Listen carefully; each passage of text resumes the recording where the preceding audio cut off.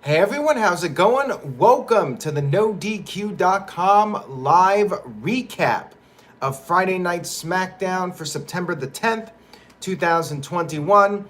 Shout out to everybody watching this, whether it's live or on demand. Thank you for your viewership and support. Let's go ahead and get right started with this recap.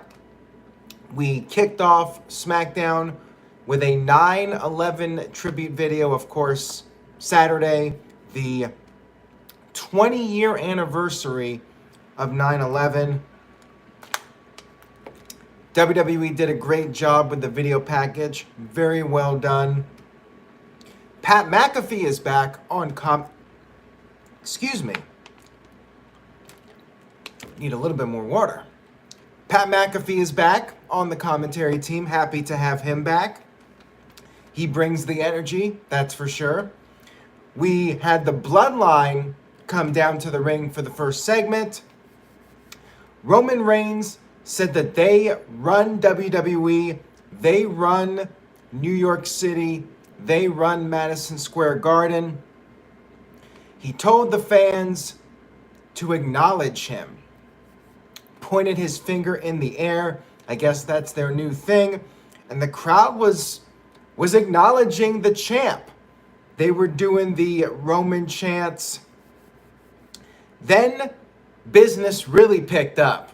We had Brock Lesnar show up.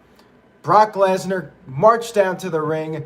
Huge pop for Lesnar. He got in the ring, got in Lesnar's face, and then the Usos quickly stepped in front of Reigns, having his back. Crowd was chanting, "Holy shit," and the censors were bleeping it. Heyman was not sure how to react to all this. Lesnar had a question for Paul Heyman. Why did Heyman not tell Reigns that Lesnar was going to be there at SummerSlam? Crowd started chanting what I think was "you effed up," but not censored, at Paul Heyman, and the audio kept cutting out. This was the only negative about the segment, is that a lot of the audio was going out because of the profanity from the fans. Reigns was pissed off about this revelation. He stormed off, and the crowd was chanting "Suplex City."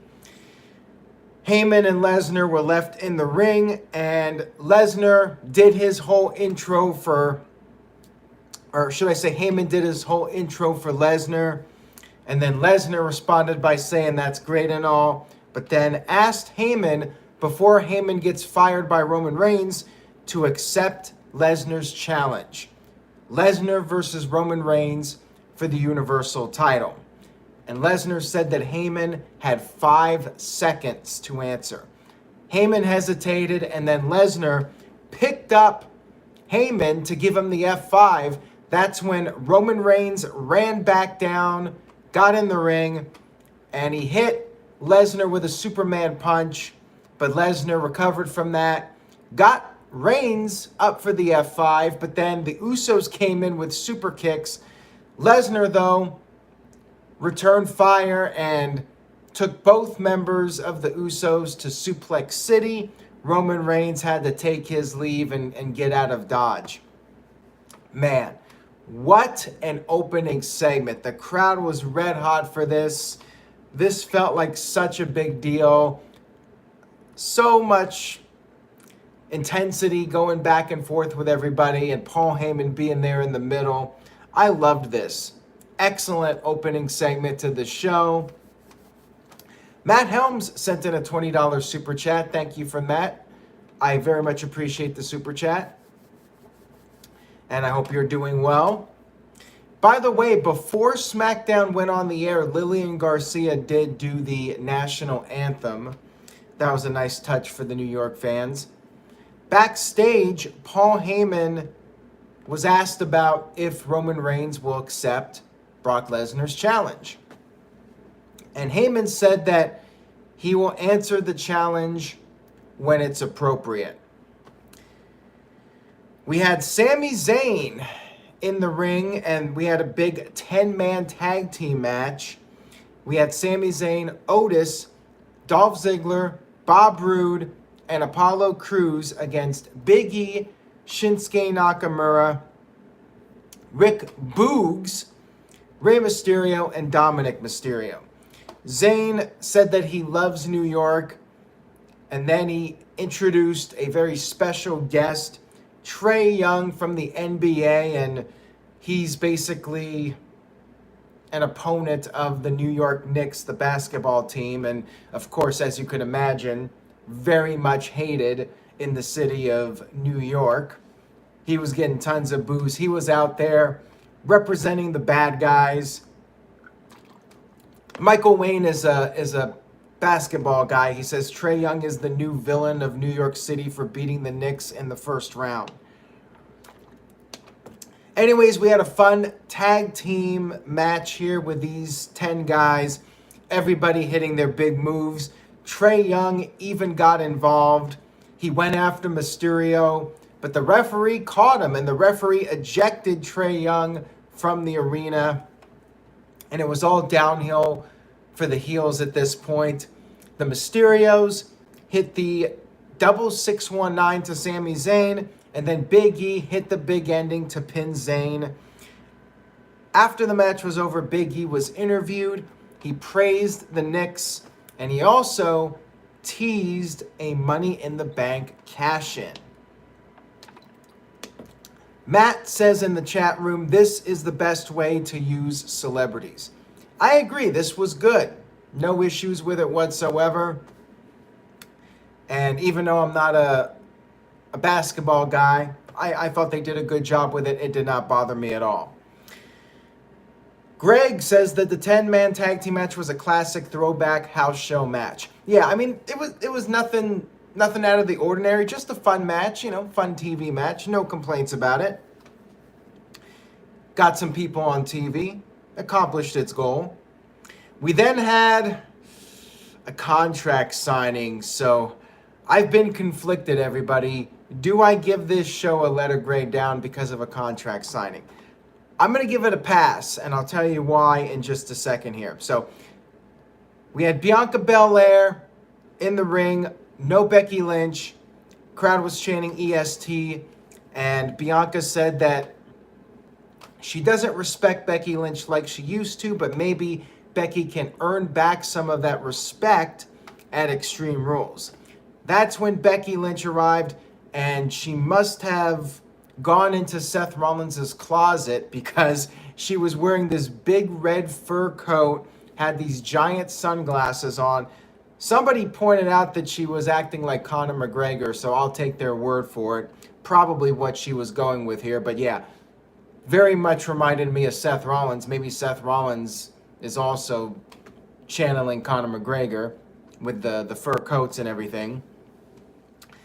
Becky got on the mic and said that she is the original WrestleMania main eventer, and said basically she called Bianca Belair a mark and said that that's why Bianca lost at SummerSlam, because Bianca was acting like a fan. When Becky came out there, Bianca was all excited, acting like a fan. And if you're acting like a fan, you cannot be the man.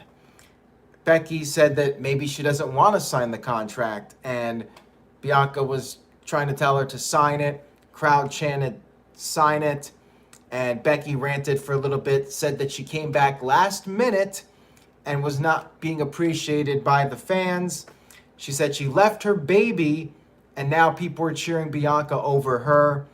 Crowd was booing Becky, so for this night, the heel turn was working. The crowd was reacting appropriately, booing Becky Lynch, cheering Bianca Belair, and the fur coat definitely helped, I think, which is why I'm giving this contract signing a pass. Normally, I'm not a fan of contract signings. For those of you that are new to this channel, I'm not a fan of them. I think they lack originality. They're done way too often, but in this case, I'll give it a pass. Becky did sign the contract, threw the contract at Bianca, but she caught it, and then Becky took her leave. Good stuff here. enjoyed the build up for the match, and at least at this time, I feel like the Becky heel turn actually has some potential, and we'll see where it goes from here. Psycho Jet Black with a $2 super chat says, who beats Becky Lynch if it's not Bianca? Good question. We could see some changes with the upcoming draft. Maybe Rhea Ripley goes to SmackDown. Who knows? Maybe Sasha Banks goes back to being a babyface, although who knows what's going on with Sasha. She's been backstage at WWE shows. She was backstage last week, and she was reportedly there this week, but out of sight, out of mind, and she's got no creative direction at the moment. But I could see Rhea Ripley being the next challenger if Bianca does not win the title back, and perhaps Bianca will win the title back at some point, and maybe Becky goes back to Raw. Any number of different ways that this can go. And yes, Pow Packers 90 says the Pac and Andrade match is great. I told you guys a few weeks ago, just so you know in case you missed it, any week that Rampage is taped in advance, I'm only going to recap SmackDown on Fridays. I figured I'll recap Rampage when it's a live show. The results have been up for a couple of days, and I did hear that Pac and Andrade was a great match, and I will check it out later. But just letting you guys know that's the current plan for the time being. And also, I will be recapping NXT on Tuesday. I know that people have been asking about that. I will recap NXT when there's a big show, and this Tuesday is the beginning of a new era. So I will be Tuesday night back on the YouTube channel recapping NXT, and we'll see how this new era goes for NXT. Back to SmackDown, we had a quick cameo from Shotzi and Tegan Nox. They offered Paul Heyman a ride on the tank, which he declined, and Kayla Braxton was asking about the challenge from Brock Lesnar. Heyman said that after the Usos retained their tag team titles, Reigns would give an answer. Then we had Heyman start to walk away. He ran into Big E, who held up the briefcase. I like how they're doing the teases. I liked Big E's promo earlier. Wasn't goofing off. He cut a serious promo. Great stuff from him. And I like the Money in the Bank teases. Thumbs up for that. TJS left a $1 banana sticker, so thank you for that, TJS. Donkey Kong is a great Mario character, and I'm sure he would appreciate those bananas very much. Then we had Edge versus Seth Rollins, a rematch from SummerSlam. All I can say is, wow. This was pay-per-view quality, to say the least. Early on, Rollins got sent into the post, and Edge was trying to go after the shoulder. We had some dueling chants from the fans. Rollins started playing the mind games. He hit Beth Phoenix's Glam Slam, not once but twice on Edge. Started trash talking. Edge, though, kicked out. Edge then did his own mind games, and he hit Rollins with a pedigree. However, Rollins kicked out of that. Crowd was chanting, "You still got it," at Edge. Edge did a dive to the outside of the ring, and then back in the ring, Edge put on the crossface, but Rollins got to the rope. Rollins then recovered from that, hit a buckle bomb, and then all of a sudden Edge came in with a spear. Rollins kicked out of that. Then they were in the corner. Referee was trying to pull them apart, and the referee was distracted. Rollins hit a low blow, that son of a bitch. And he hit multiple super kicks to Edge. He started screaming, "Why won't you die?" And then finally hit a third super kick, followed by the dreaded stop, the move that he was teasing, that if he hit it, it would end Edge's career. He hit the stop, but then he was kind of almost in disbelief that he had to go that far to beat Edge. He thought he would beat him earlier, and it took all of that to finally put Edge away. He went down after a few moments of hesitation, and scored the 1-2-3 victory. What a story here. Fantastic storytelling. Match was awesome. Crowd heat really helped as well.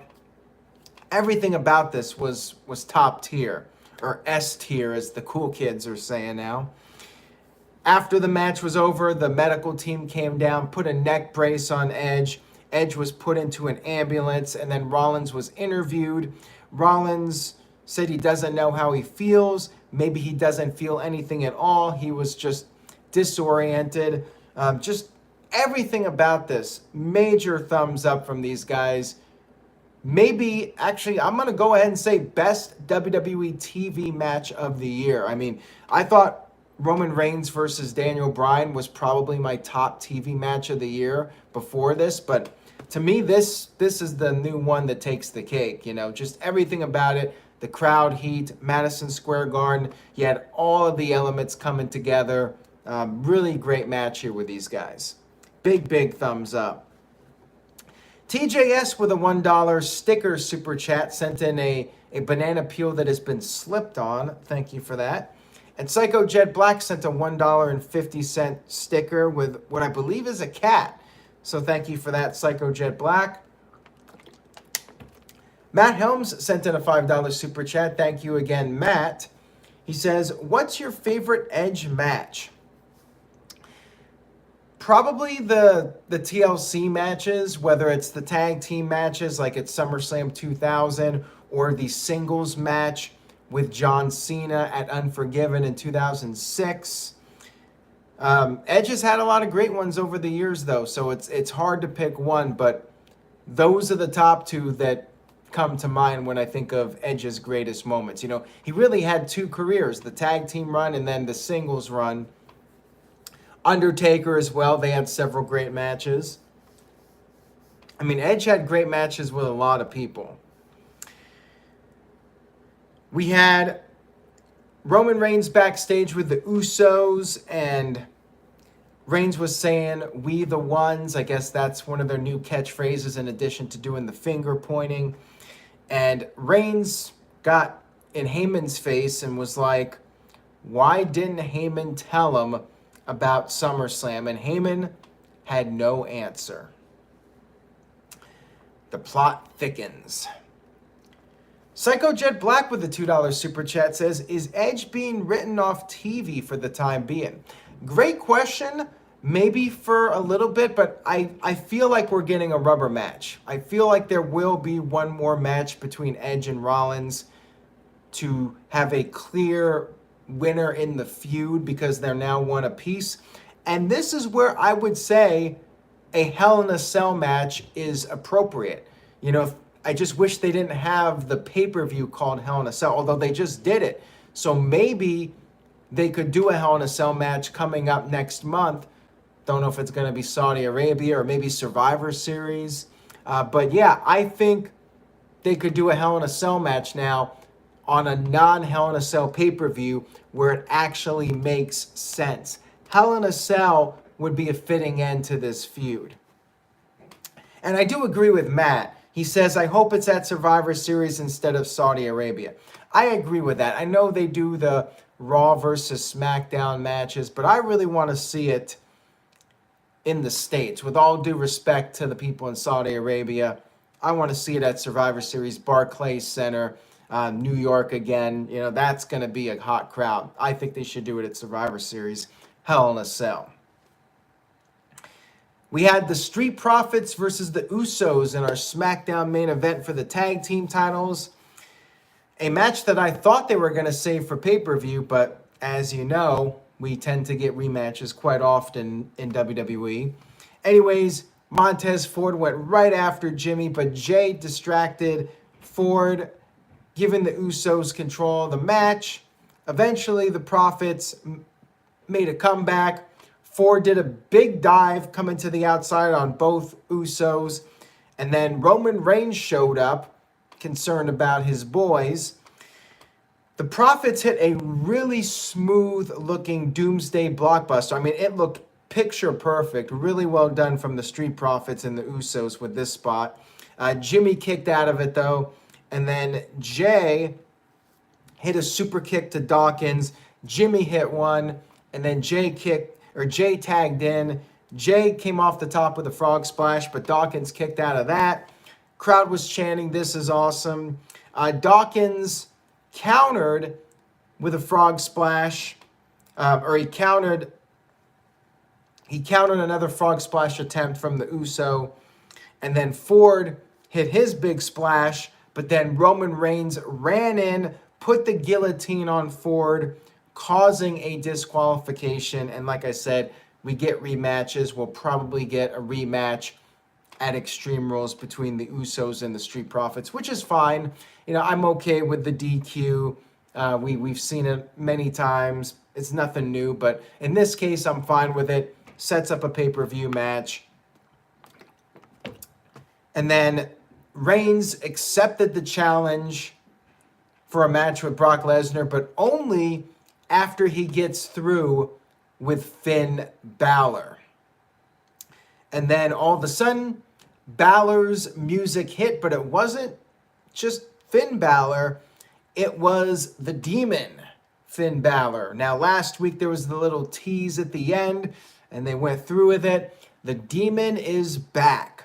Really cool moment here to have the Demon back. He got in the ring, had a stare down with Roman Reigns as SmackDown went off the air. I don't think the Demon's winning the title. I think Demon's going to take a loss, but nonetheless, you get one more Balor versus Reigns match. You get the Demon in there and another guy for Reigns to stack and conquer. But hey, it's going to be a fun match. Glad to see the Demon back. And this SmackDown was fantastic. Maybe the best SmackDown of the year. I mean, I really do believe it was top tier as far as SmackDowns go. Certainly the best SmackDown since the fans returned to the arenas and WWE went back to touring. What did you guys think of this show? Let me check the chat room poll. 58% gave it an A, 33% with a B, 6% with a C, and 2% gave it a D. I give the show an A. Solid A. Although I'm trying to think like what could have been better about this show. I mean, there was a contract signing. Maybe they could have done something other than a contract signing, but I mean, this was a really, really excellent SmackDown. So whether it's an A+ or an A, it just flew by the 2 hours. So much energy on the show. And it's crazy to think that this same company produces SmackDown and Monday Night Raw, because it's like a 180 how different they are. SmackDown feels like a graveyard, or Raw feels like a graveyard, and SmackDown feels like a party. It's just unbelievable how different the two shows feel as far as their vibes go. Michael Wayne and the Game is on 100 with a solid A. Same thing with MVP Kev. Matt Helms with a B. Mr. Dark Fantasy with an A. Daniel with a C+. CC Drink with an A+. And Matt with a $5 super chat. Thank you, Matt. Says A+. Had everything. Potential for new fans with Trae Young. Awesome storyline progression. That is why I still watch WWE. Well said there, Matt. And SmackDown, no doubt, for me at least, this week, easily one of the major shows. We'll see if they can keep the momentum going. We do have the draft coming up. But yeah, SmackDown delivered big time in New York City. Everything they needed to do with this show to let people know WWE is back, and you cannot count them out with AEW on the rise. I mean, this was definitely a great show to put out there for everybody to see. So yeah, big thumbs up for SmackDown. Thank you guys for tuning in tonight. I really do appreciate the viewership and support. Stay tuned to the NoDQ.com channel over NoDQ.com and YouTube.com/AaronRift NoDQ. Take care, everybody. Have a great weekend. and I will see you guys next time.